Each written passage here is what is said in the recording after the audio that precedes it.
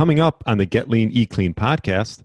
I think too, this might be valuable for your listeners, like just that are in their fitness journeys, is really find something what is realistic, enjoyable, and flexible. And I remember we got this from Eric Helms of 3DMJ. He was one of our coaches too, and it's an amazing acronym to remember. Yeah. You know, if you could really find like an exercise nutrition program that is realistic to, you know, where you're at in life, the season you're at in life, how much time you have, priorities, something that's enjoyable, something that you're not going to program hop or always like, you know, have shiny object or get discouraged with, and that's flexible to your lifestyle. Like I said, like, is it flexible? Can you pivot? Can you make changes when needed if you're traveling a lot or if something comes up?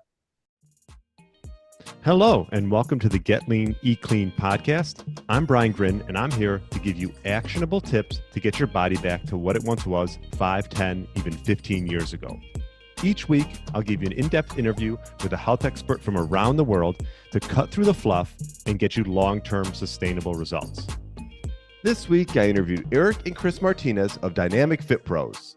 Along with being best-selling authors, podcasters, and speakers, Chris and Eric have worked with hundreds of fitness coaches to help them build their online business and scale them.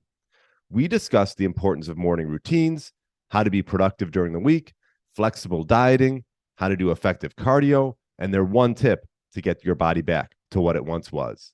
Really enjoyed my interview with Eric and Chris. Tons of great tips around business, life, and health. So definitely enjoyed it. Hope you do too. Thanks so much for listening and enjoy the show. All right, welcome to the Get Lean, Eat Clean podcast. My name is Brian Grin, and I have Chris and Eric Martinez. Welcome to the show. Brian, what's going on? Thank you so much for having us. And I know you said earlier that this is your first time interviewing twins. So, I mean, man, hopefully this goes well. Yeah, no, I mean, I'm sure it will. I actually haven't had too many on where I've had two people at once, a few other guests, but yeah, glad you guys are on, and you guys are with the Dynamic Fit Pros is the name of your business. Yes. Very cool. Maybe explain, maybe Eric, want to start off maybe your journey into health and wellness and sort of how you've sort of come along through the business. Yeah, sounds good. And yeah, I think this will be a good starting point for your listeners too, because they might be going through something just really tragic or just some form of adversity right now. So what got us into really our health and fitness journey was honestly losing our father. We lost our father at the age of 17, and we grew up in a really, really good household. Like our father was a correctional officer at San Quentin State Prison in California.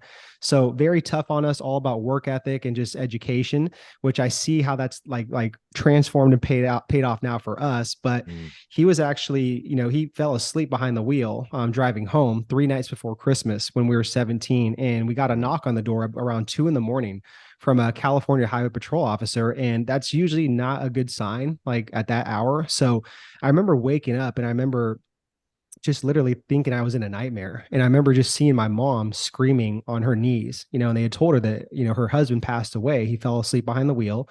And that was it. You know, our whole life literally just like flipped upside down, Brian. And then after that, my mom lost her mom due to cancer 3 months later. So wow. It was tough. I felt like we lost like a huge portion of my mom. She turned to alcohol, she turned to antidepressant pills. And Chris and I, like, we were just grieving, you know, with our older brother as well too. And we were very lost. So, you know, we went down that path, you know, really got into trouble, got arrested a few times, turned to alcohol just because we were angry. And then what really kind of changed our life at the age of 23 was literally, yeah, like starting to go to the gym, like getting really just like, you know, fascinated by body compositional changes, you know, the science behind nutrition, and really just our first mentor, Dr. Lane Norton. He was a huge just like angel from heaven that came into our life, and we hired him at an early age and worked with him for about like 5 to 7 years, and he mentored us. And after that, it was kind of like game over. You know, we got inspired to start our first business, which was Dynamic Duo Training, just helping people with health and fitness coaching. And then, yeah, you know, just wrote a couple books and then just did really well with that business. And that was kind of like where we're at now, is helping health and fitness coaches build and scale their business.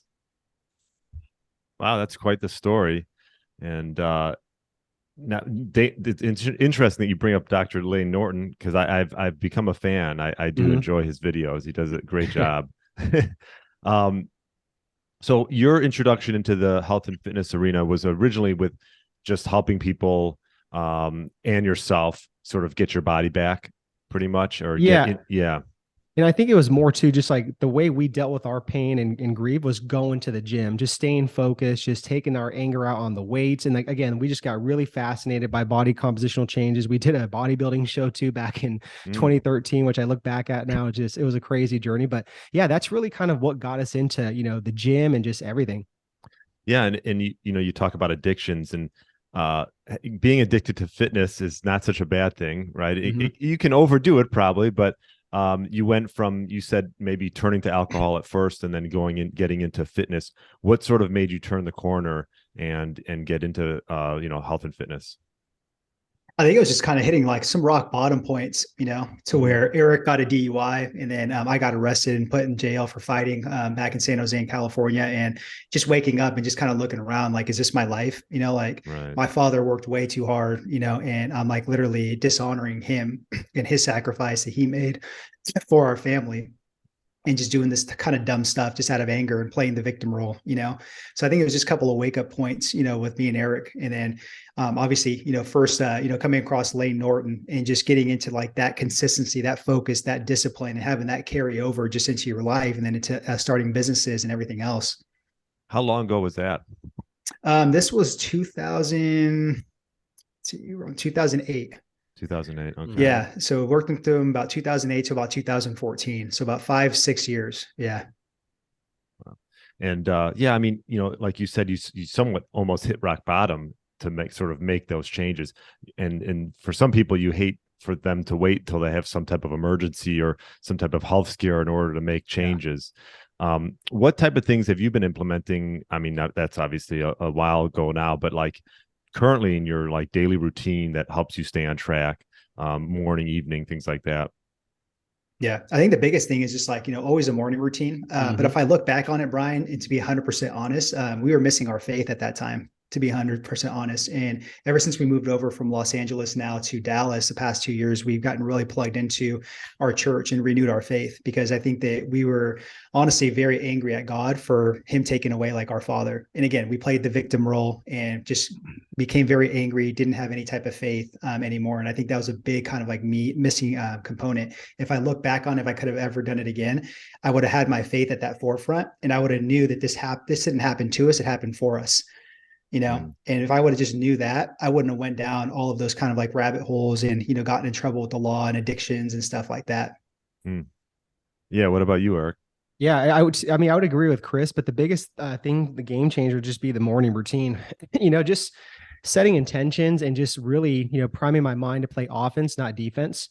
And, I really try to, emphasize that to like my coaches that I coach. And just even when I used to do a lot of fitness coaching, I would really try to have them like focus on at least 15 minutes, 30 minutes, 45 minutes, really gamify up to buying into the morning routine. Because I mean, there's so many benefits to it. And just, there's so much noise going on. There's so many distractions to where it's like, man, if you could really just like focus on just like you and really just like your thoughts, your attitudes and your actions for each day and just execute, it's a game changer. It really, really is. Yeah, I love that. I'm a big morning routine guy. I always find like there's something about the morning, at least for me, where I'm just most productive. I know some people are productive at night. That's not me. So I think part of it is like finding out when is the best time for you to be most productive. Right. Yeah. What does your morning routine look like? So yeah, I mean, I have 2 dogs, so up and out, take them out for walks, no matter the we got snow going, so no matter the temperature we go. And so that's the first thing. And then after that, getting back and probably just focusing on like the biggest levers that move my business. I'm sure you guys talk about that with your health coaches that you coach. Trying to prioritize and doing the most important things first, because I know as the day goes on that I'm less productive, and I'll probably do those things that need like less mental capacity, I would say. Sure. Absolutely. Yeah. And yeah, I try to just get some movement in early on. I always tell people, like you said, 10-minute movement routine, something like that, just to get going. And I'll do some journaling. I've been doing, I go on and off with that, but journaling I love. Sometimes even some forms of yoga or things like that early on. What about you guys? What are your mornings like? Go for it, Chris. Yeah. So like what I do is I'm up at 5:30 every morning. So the first thing I do is I'm reading the Bible for 15 minutes, and that kind of like, and then I'll do a journal for about 5 minutes. That kind of completes my spiritual side of like the morning routine. And then the next 40 minutes, I'm just dedicating to like a skill that I'm trying to enhance. So maybe it's like a marketing book, a business book, a sales book, whatever it is.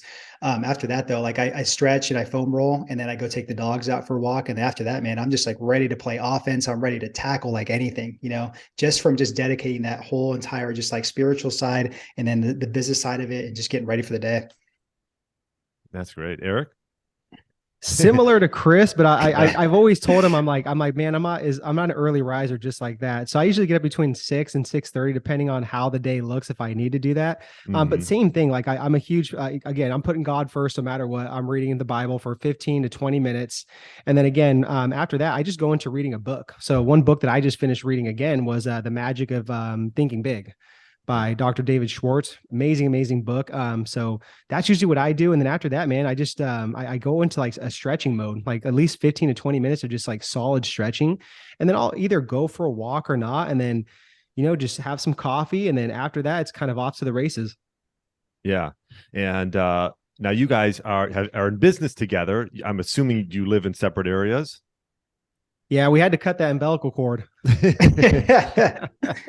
Okay. Yeah. And what type of like, I know you guys work with other coaches. What about mindset? This is something that comes up a lot with like my clients is, especially I work with a lot of middle-aged males.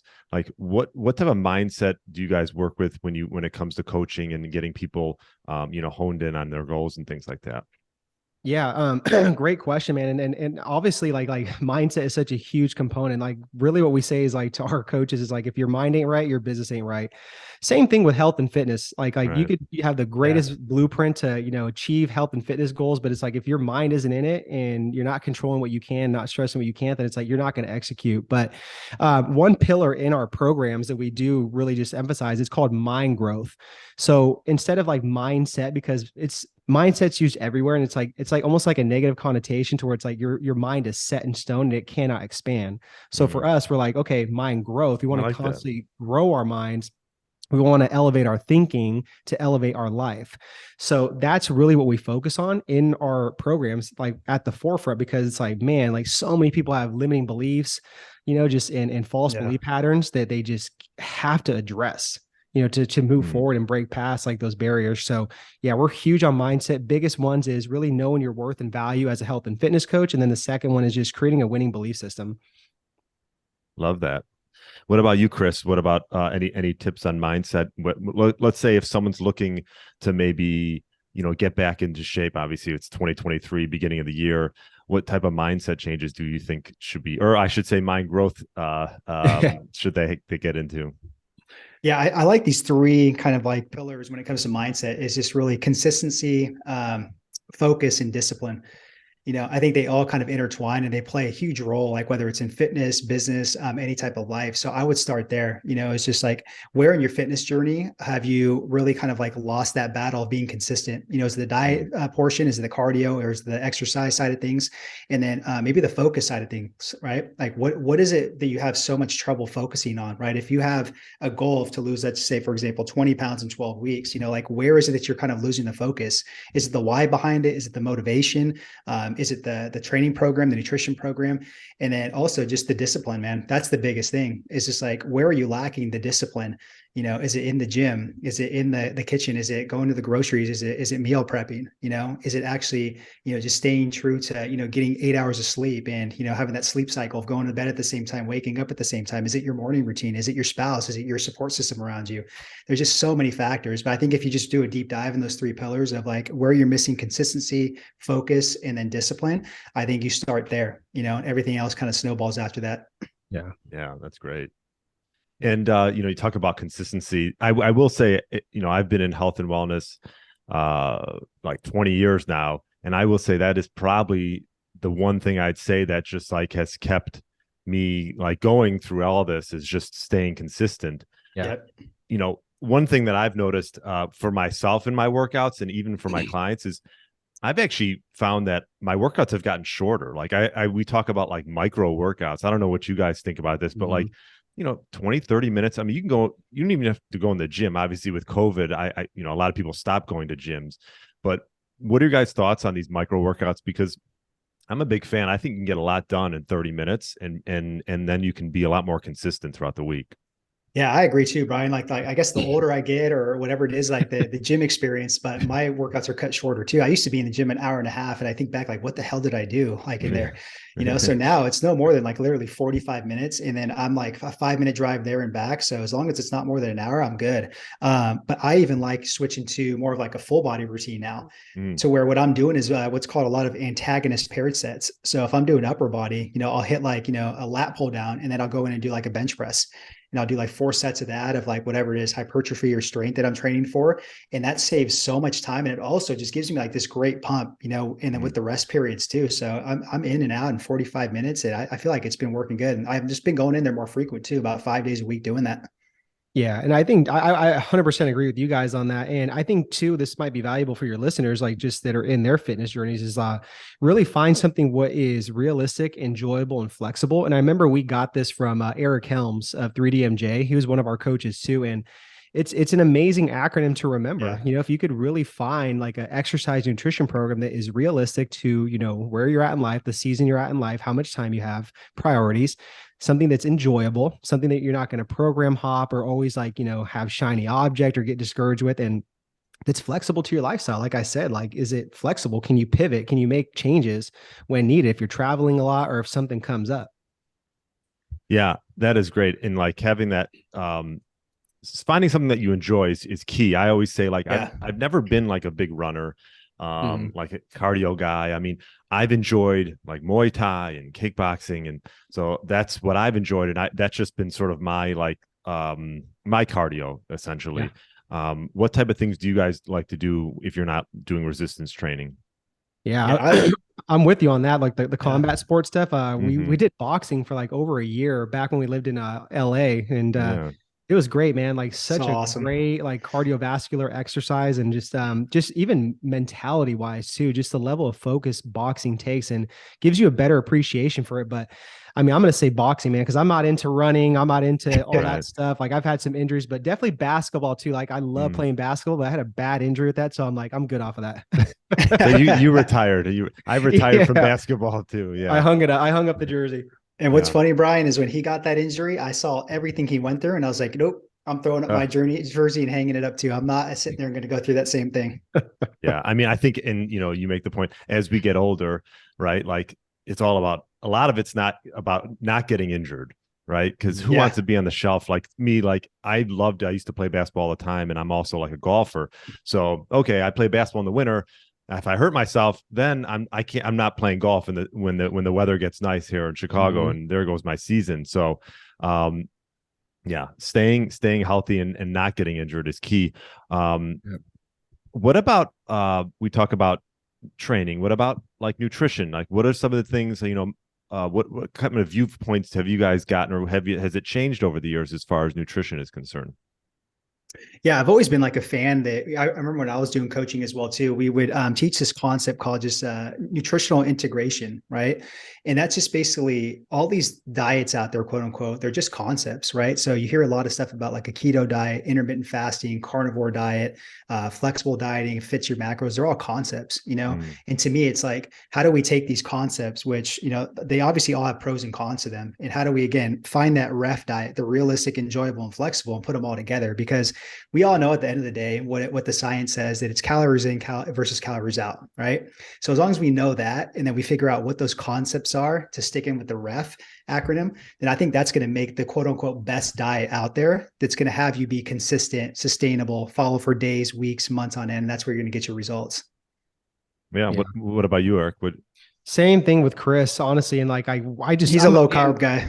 No, low carb? Okay. No, not at all. Heck no. I need my carbs. Okay. I like flexible dieting, counting macros. And it just depends, what season I'm in. Like right now, I'm just like kind of like more in like a maintenance type of mode, or just trying to put on a little bit of muscle, which is hard these days.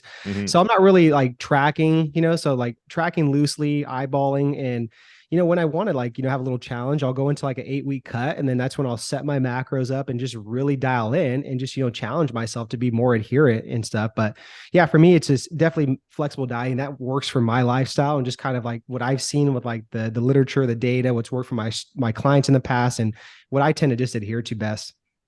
Yeah, see, I can tell the way you talk, you've come from Lane Norton. Yeah. Yeah. All right.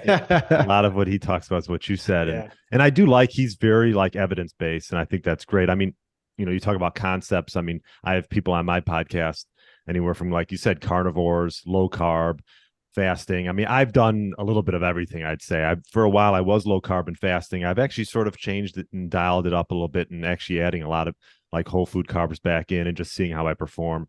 My big thing is I'm all about like self-experimentation, because I've had so many people on my podcast and they're like, oh, they're in love with carnivore and this is the best.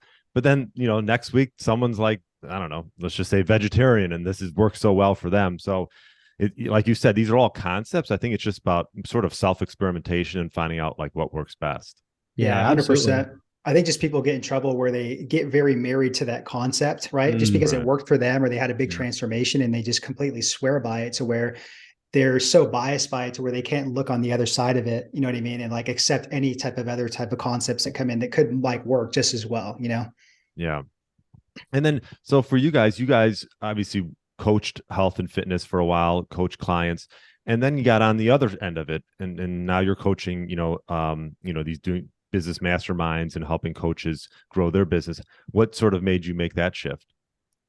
Yeah, I think honestly, Brian, like the honest answer is we just got burnt out from doing all the health and fitness coaching. I mean, we were doing that for literally 8 years and, first started off as personal trainers. Then when we completely got our business to where we wanted, like we scaled it online and just worked with so many clients. We had like over 50 clients each at one point. It's just, I don't know. It didn't really interest me that much anymore. And it's just my honest answer. I've told that to like so many other people. And, what lit my fire was like, just again, going into joining other like elite masterminds that were like business owners, entrepreneurs, and just like the science and stuff behind marketing, advertising, just content marketing, just really creating offers, really knowing your worth and value, really, delivering a good system and stuff that we used to do. So I just saw that need for health and fitness coaches because we were at those pain points too, where we felt stuck on an island. We had all of our certifications, and it's like they don't teach you all those business concepts and skills to where it's like, yeah, you're competent in exercise, nutrition, kinesiology, and all that. That's great. But then it's like they're like, okay, well, thank you for your money, but we're not going to show you how to make money and how to put that into practice. So I think all those things really lit my fire to want to do business coaching. Yep. Chris, what about you? Same thing? Yeah, pretty much the same thing. And then also too, just like that's what happens, with health and fitness coaches, they get pissed off, when other people there are, maybe if you have like let's just say a nutritionist, right? They have like their MS or they have their RD, but then somebody else doesn't have that, but they still are competent within like nutrition, right? They've done their like research and stuff like that, but they have that skill set of like marketing, sales, connecting with people, getting them results. People get pissed off at that, but that's just how the game is, like when you own your own business, it's kind of like the wild, wild west. So that's why we tell our coaches, like, you have to be a fitness marketer first, which is basically you have to have that cap on in that lens where you're a marketer, right? Because if you don't sit there and market to people, nobody's going to know about you and your good work. Yeah, you might get some word of mouth and referrals, but this day and age, man, it's just very noisy. So you got to get out there. And then, but that doesn't mean that you're a crappy coach. It means you deliver on both sides of that coin, and I just think that, again, it's just too one-sided with health and fitness coaches. And it comes from universities. It comes from the certification programs, the textbook kind of like style thinking, all that stuff. Yeah. And I noticed in your background there, Chris, you got your book. Oh yeah. I got a couple of books there. Yeah. One of them's yours, right? Is that a book you guys wrote? Yeah, they're both of ours. This one was right here. 2016 was the new era of fitness. And then this one right here is the rise of the fit pros. That's for health and fitness coaches, teaching them like how to build their business. Oh, cool. And the new era of fitness, when did you write that? In 2016. Okay. Tell me a little bit about that. Yeah, that's all based off of like 5 different kind of like areas that we've considered was the new era of fitness. I think we're a little bit too early on this, Brian, but it sounded cool at the time. But the 5 areas was basically flexible nutrition, flexible exercise. It was incorporating personal development. I think it was habits, and then it was mindset. But I think we were just too early on all that stuff. It just wasn't sexy at the time. Not a lot of people were talking about it, but we saw where the puck was going, you know? Right. Gosh, I think back at that, it's like that's already 7 years ago. Like I know. crazy how time That's flies. crazy. Wow. Yeah. Yeah. And you talk, I know you've said this word a few times, flexible dieting. Maybe explain to individuals what that exactly that is. Yeah, that to me is just kind of what Eric talked about with just counting your macros, kind of having that skill set, and then it Okay. being and then again tying in the flexible dining. The concept what I said is like the conceptual integration with nutrition, just like understanding that, you know, how do you take bits and pieces on it? Like if you're somebody that still wants to count their macros, right, that's awesome, right? But then it's like if you like the lifestyle of, you know, intermittent fasting where you're having like, you know, 2 meals like pretty much per day with those, you know, feeding windows, that's great. How do we tie in, you know, those feeding windows with the concepts of intermittent fasting and then still counting our macros? So to me, that's kind of like flexible dieting. Yeah, and a really good like rule of thumb just to follow with that is like an 80-20 rule, right? A lot of the misconception with flexible dieting is like it fits your macros, like whatever it is, it fits your macros. Like so you can eat whatever, you can eat a bunch of garbage and highly palatable food sources, but it's like no, no, no.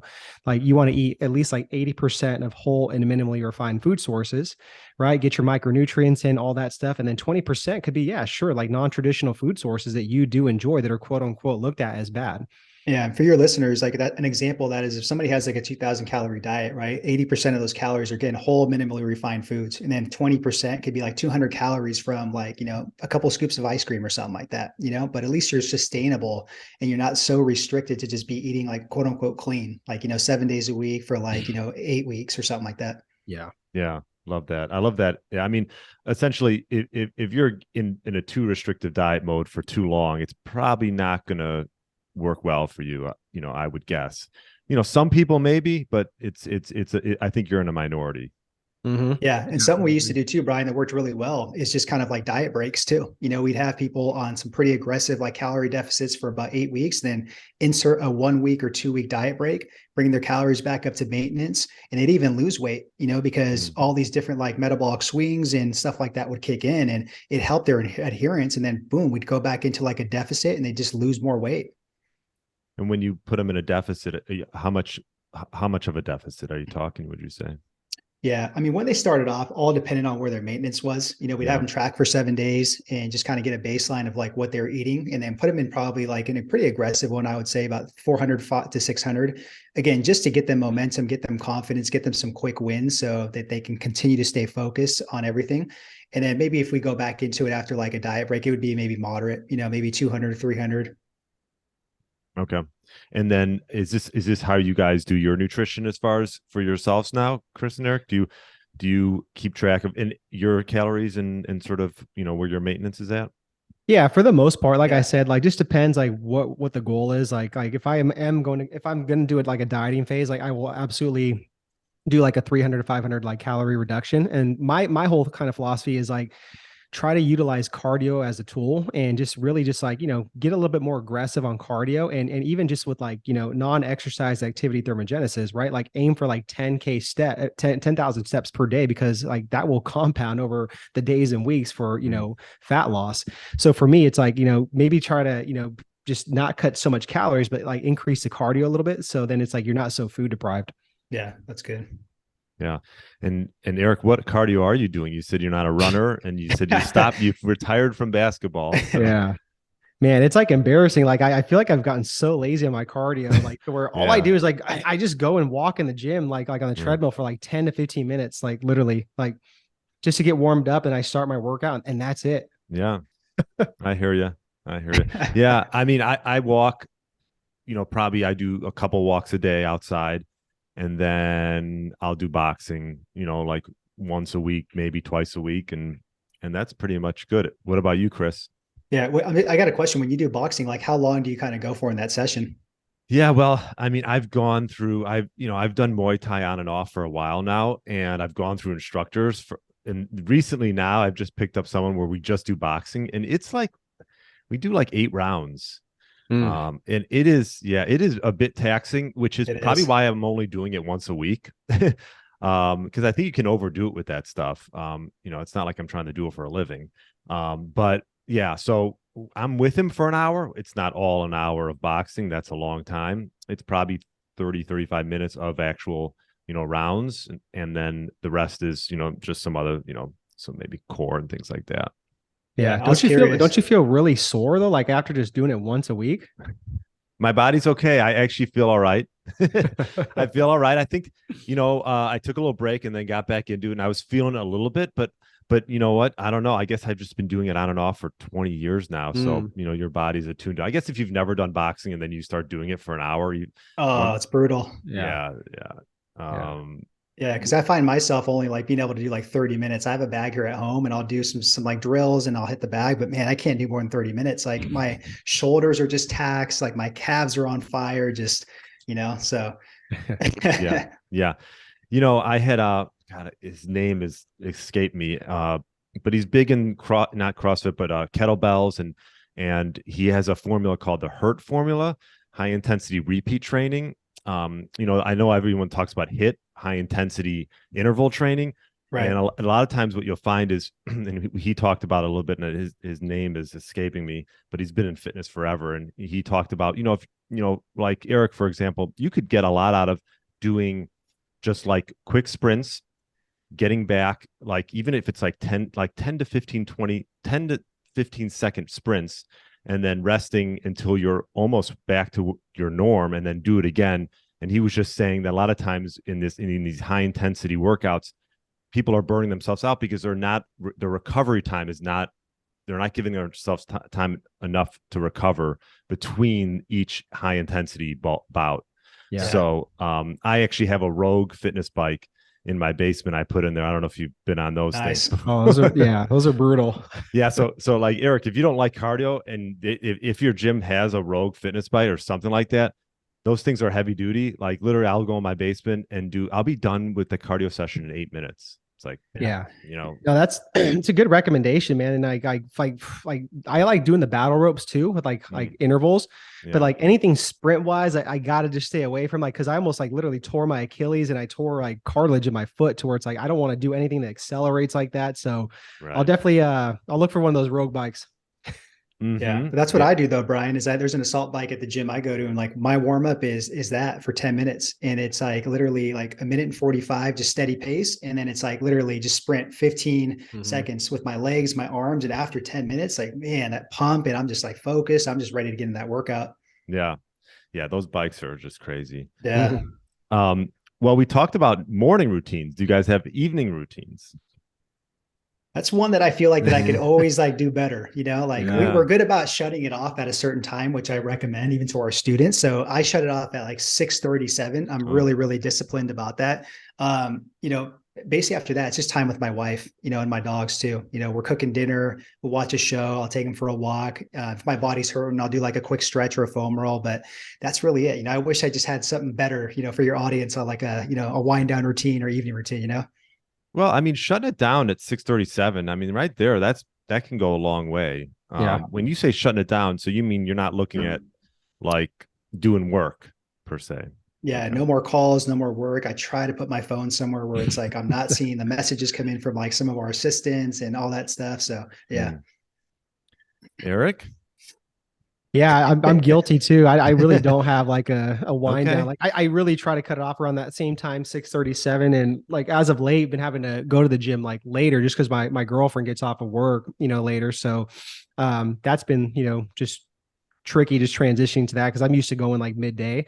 But I mean, other than that, yeah, like I'm pretty disciplined on like staying off my phone, and sometimes I'll get on it and stuff. But other than that, man, we go pretty hard throughout the day, towards like I'm satisfied like with what I've accomplished and the amount of work I put in throughout the day. Yeah.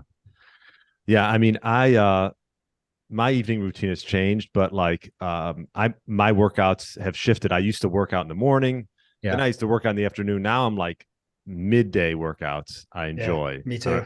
Because it just splits the day up. Yeah. Yep. Exactly. That's what I do. Between 1 and 2, like I split up the day like that, going to the gym. Yeah. And how do you guys portion out your meals? Like, are you eating, for a while I was, big into fasting, and I still think fasting has a role, but I've cut back a little bit on that. And I do have like a mid-morning meal, and then I'll do my workout and then a meal after that. What about you guys? Yeah, for me, what I do normally is I don't have a huge appetite in the morning. So I just literally get up and like, I mean, hydrate obviously, but then I just have a protein shake with like a bunch of different like greens, like beetroot, just ginger, turmeric stuff. And then I'll have like a handful of like almonds or nuts. And, Okay. and that's really it. Sometimes I'll have a banana with it and that'll just hold me off, for like 4 or 5 hours. Then I'll have like 2 to 3 like bigger core meals. And that's really it. Yeah, same with me too. Yeah, you guys, and I talked with who was I? Colin Stuckert. I don't know if you know. I guess he's in the health business. He has a supplement company called Wild Foods. Okay. But we were talking about I just drew a blank. We were talking about what were we talking about? We did a whole thing on gut health. Mhm. Is this something that you guys look into for yourselves, or do you do any like Mm. testing or anything regarding gut health? No, I can't say I have, but it's like I know how important that is, and it's a really fascinating like topic, and I know it can be very complex, but no, I honestly have not really done like a whole lot of research on that. Yeah, and we talked about also we talked about building relationships and creating some sense of community, because I think that's gotten lost a little bit. And I was going to say, with you guys being business partners, Mhm. working together, what's that dynamic like? And I'm sure there's times like I've been sort of a solo entrepreneur for a long time, and there's times I think to myself, like, God, it'd be nice to probably have someone along with me on this journey. Yeah. Explain to me how that dynamic works for you guys. Yeah, I mean, it's just tricky all the time. It really is. But I think what helps the most with us is, Mondays we always do a meeting, and that's usually through Zoom. That sets the intention for the week and just Mm. makes us focus on what needs to get done. And then I always go to his place on Tuesday because his place, he has like a nice co-working place, and I work from home, and it's like I got to get away Right. from these dogs, like just for at least one day, get out of there. So that changes my environment. And then what I'll do is like Thursday, Friday, I'll try to go to a coffee shop or something like that. So I'm breaking up the week psychologically because I love being around people and the energy and stuff like that.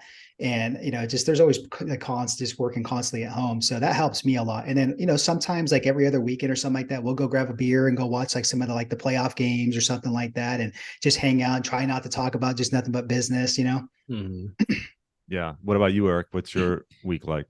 Yeah, pretty much like it's very similar to Chris. But I think we're really intentional like on what we need to do every single week. And we just have our our meeting, our Monday meetings just like for an hour, like on Zoom, and just literally go over the entire week, like just the calendar, like make sure everything's really just coordinated, aligned with the same time slots, and like serving our students, marketing wise, following back up with leads, really delegating all the tasks to like our assistants, plus our podcast.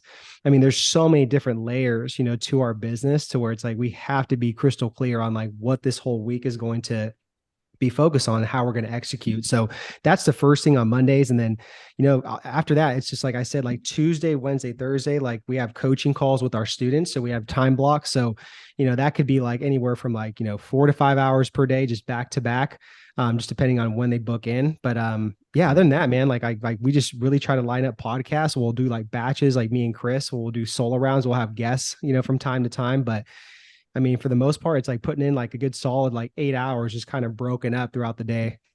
Yeah, I think if you have any listeners too, Brian, I think like a good kind of hack, we talk about this with our coaches too, because a lot of them, are at that point where it's like, man, they get kind of like alone, and they just don't know how to really handle the day to day being an entrepreneur. Is again, just like go like invest in a co-working like office type of like Mhm. membership or something like that, because you be around people, you can build your network, and you can also get clients there. Because I'm sure there's a lot of people there that want health and fitness coaching, so that'll pay for your membership right there. If not, go to a local coffee shop, get very familiar with the people there, the baristas, just build your local community, local radius there, and I promise, like if you do that 1 or 2 times a week, it'll like literally just change your whole kind of psychology of like getting out of your normal element, like just hating the day-to-day stuff and just getting that new creative energy to be different places and talk to people.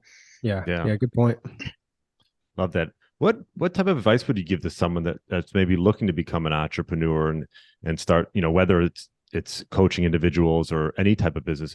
What type of advice would you give that individual right off the bat?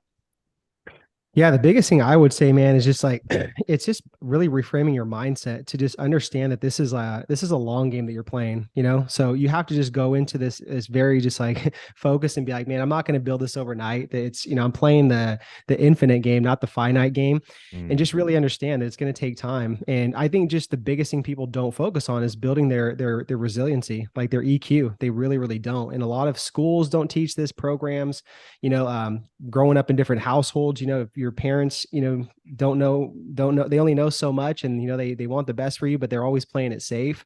mm, So a lot of it is just is those components, is really buying into, you know, again, playing the long game and just like, you know, building that emotional resiliency, because it's going to be hard. It's not supposed to be easy. That's why a lot of people just like jump into it and they don't stay in it for very long, because it's very, very challenging.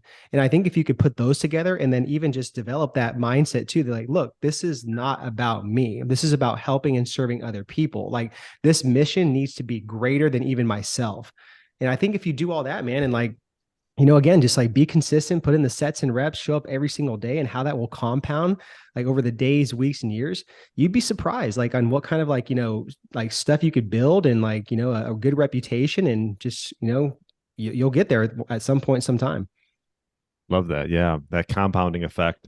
Mm-hmm. Have you heard the book Slight Edge, Jeff Olson? No, haven't heard Oh, of it. No. guys, yeah, It's good. Yeah. yeah. Write that one down. Okay. What's Jeff it? Olson, Slight Edge. Slide Edge. Okay. Yeah, yeah, Okay. yeah, yeah. Look it up. So good. I mean, yeah. Anyways, you made me think of it when you talk about compounding effect. Chris, what about you? Yeah, I mean, that was great what he said, kind of like on the mindset side of things. I think if like you're looking into the tactical side of things, again, it's like it's that character trait of focus. And there's these 5 1s that we teach our students to really focus on. We got this from a business mentor, so I want to give credit where credit's due. But the 5 1s start with basically, if you're getting into this entrepreneurship, a service-based business or a product, what we teach our students is basically that first one has to be very clear on who this like perfect future client is. So again, Mm, who's that one avatar, that one niche? Don't be looking to help out the whole entire world. The second one is have one offer. You know, you don't need to have 5 to 10 different like all offers. Just have one really good core signature offer that's going to solve the problem for that specific perfect future client. The third one is have one marketing channel. Everybody wants to be omnipresent, have like a podcast, a YouTube channel, be on Facebook, be on Instagram, TikTok. It's going to drive you crazy. Pick one channel that you really like with like the modality that you're good at, writing video or audio, and double down on that. And the fourth one is basically your sales mechanism. You know, do you want to hop on the phone to sell your product? Do you want to do it through email? Do you want to do it through a webinar? Do you want to do it by chat? Do you want to do it by Zoom? Right. And the fifth one is just focus on that for a year. If you could focus on those 5 1s, like literally for 1 year, like, man, you're going to be in an amazing spot in your business. Yeah. And one more bonus one, man, hire mentors and coaches sooner. Yeah. Yeah. love that. I took some notes there. One avatar, one offer, one market channel, one sales mechanism. Exactly. And I like the 1 year, at Yeah. least 1 year, right? Like Exactly. it's a long, Patient. yeah, Yeah. exactly. It's a long-term game. Yeah. Well, this was great. I do want to ask you on the other end, like what one tip would you give someone who, I always ask my guests, is looking maybe to get their body back? You know, maybe they've been struggling a bit with their weight, or their health has sort of taken a turn. What one tip would you give to them? I got a good one. Go for it. What I would do is like take a picture of yourself, you know, like one picture that you were really satisfied that you're in shape, and then maybe take a current picture of yourself if you're not in shape, right? And literally go print those out like at an Office Depot or, you know, Staples, and literally put those somewhere you're going to see every damn day. That's going to motivate you to be like, I need to get back to there, and this is what I look like, and I'm not satisfied with that. That's my lowest personal excellence, and I need to get to that highest personal excellence of getting my body back, get my mind right. Love that. That's good. I don't know if I could top that, Eric, but can you You follow can't up you on can't that? top that. I'm just gonna roll with what's on my heart and on my mind. Yeah, I just think it just goes back to, man, just having a hard, honest conversation with yourself. I mean, even if we take this in like a biblical aspect, in the Bible it says your body is your temple. So you get one body, you know, one mind, one everything. So it's like, Right. just have that honest conversations. Like, what am I doing? Like, what the hell? Like, is this really the best that I could do? Is this the best that I can do and show up with, either to myself first and foremost? And is this the best I can show to my family, my future kids, like my community? And it's just, man, like, that's the biggest thing. Like, if you can't answer that question and just like be like, man, this is the best I can do, then I'm not sure what else advice to give someone, but yeah, there's really no excuse for that. Yeah, that's great, Eric. Well, guys, this was awesome. I appreciate you guys coming on, and you guys are just killing it. The Dynamic Fit Pros. Where's the best place for people to find you? Yeah, thanks for having us, Brian. Like, I really Yeah. enjoyed this discussion. thank so you, Brian. appreciate you. But the best place to find us is literally probably go to Instagram at Chris and Eric Martinez, and we have a lot of great resources in our link tree. And then our website, dynamicfitpros.com. We have a really good free video there for health and fitness coaches. And then check out our podcast. Our podcast is called the Dynamic Lifestyle Podcast, and I think those are really like the three main areas that you could find us. Yeah, love that. And I'll be on there soon, which will be fun. So Heck yeah. forward to Yeah, that. that's going to be good, man. Round two. You could fire away at me. There you go. All right, guys. Well, I appreciate you coming on. Thanks so much, Thank you, Brian. Thank you. Thanks for listening to the Get Lean, Eat Clean podcast. I understand there are millions of other podcasts out there, and you've chosen to listen to mine, and I appreciate that. Check out the show notes at briangrin.com for everything that was mentioned in this episode. Feel free to subscribe to the podcast and share it with a friend or family member that's looking to get their body back to what it once was. Thanks again, and have a great day.